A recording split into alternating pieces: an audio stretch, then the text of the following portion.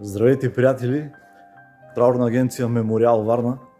Днес отново, пак за втори път сме в крематориум Варна. Казваме последно с Богом на Георги и на един наш италиански приятел Розарио Джампино, който за съжаление преди 5 месеца казахме последно с Богом на неговата съпруга. В общи линии, дали си българин, дали си италианец, дали си някакъв друг гражданин на света, защото вече всички ние сме такива, Траурна агенция Мемориал Варна се грижи за всеки един по един и същи начин, с уважение, коректно отношение и най-вече подкрепа.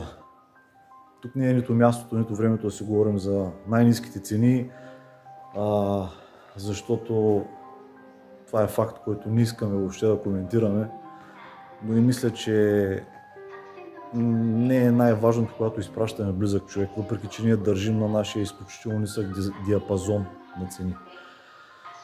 Ще използвам повода да ви кажа една италианска поговорка, която италианците често използват, а тя гласи: когато играта приключи, и царя, и пешката отиват в една и съща кутия.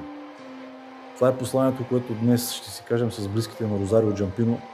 Нека му е светъл пътя, нека е светъл пътя и на Георги, който малко преди това отново уважихме в последния му път.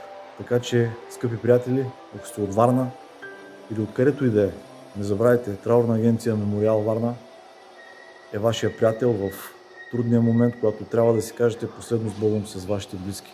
Бъдете здрави, не забравяйте, ние работим 24 часа за вас. Всичко добро!